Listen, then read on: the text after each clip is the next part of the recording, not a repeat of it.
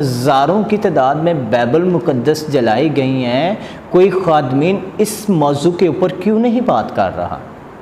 देखें, चर्च जले हैं तमीर हो जाएंगे, घर जले हैं घर बन जाएंगे, लेकिन जो बाइबल मुक़द्दस इतनी बड़ी मकदार में जला दी गई है उस पर क्यों नहीं बात की जा रही? ठीक है, सुलह होनी चाहिए, सारी चीज़ें होनी चाहिए। हमारे लिए जो सबसे पहली अहमियत रखती है वो बाइबल मुक़द्दस रखती है। अगर मैंने जहाँ तक देखा कि हमने जितनी अभी तक प्रेस कॉन्फ्रेंस देखी हैं आईजी पंजाब की, हर प्रेस कॉन्फ्रेंस जो है वो पहली से मुख्तलिफ है। कभी किसी को जी फ़लाँ बंदे ने किया, कभी फ़लाँ ने किया, कभी फ़लाँ ने किया, अभी तक वो चीज़ें सामने हुकूमत वक्त नहीं ला पाई।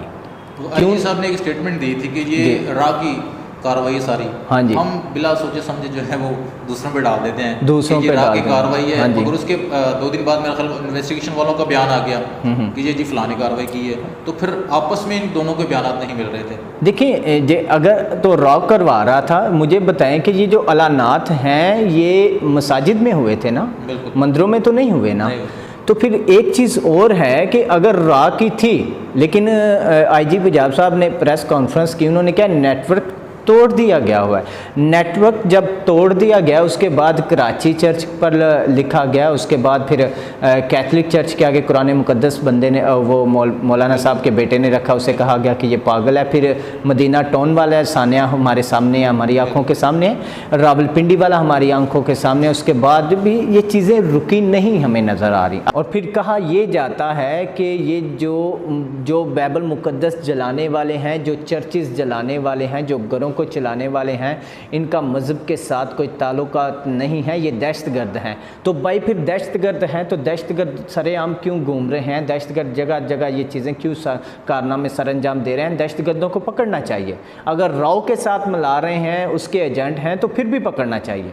रॉ देखें, अगर रॉ के एजेंट डिक्लेयर कर रहे हैं तो फिर भी पकड़ना चाहिए। वो सरेआम खुलेआम क्यों घूम रहे हैं? रॉ को इंडिया से तो नहीं लेकर आया। हाँ जी, उसके सहूलतकार पाकिस्तान में है ना, लोग हैं जो उनको सहूलतकारी दे रहे हैं। सहूलत तो जो सहूलतकार इंडिया का बन रहा है, अगर इंडिया ही करवा रहा है तो उसे बेनकाब किया जाए, उसे पकड़कर कैफरे करदार तक पहुंचाया जाए।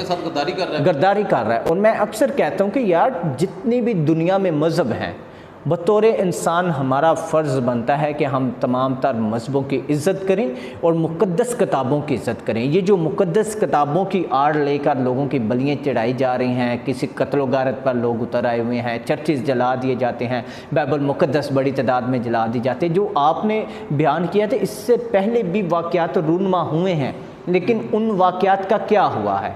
जो कुछ अभी हो रहा है, जो कुछ अभी चीज़ें को जो है दबाने की कोशिश कर रही है मामलात को, यही हमें पहले प्रोग्राम में नजर आ रहा है। इसी तरह हुआ है कि माजी में भी ऐसे ही हुआ है। जड़ावाला के गुजरा के जो लोग थे, बिल्कुल सज़ा नहीं मिली, बल्कि बहुत जल्दी छूट गए।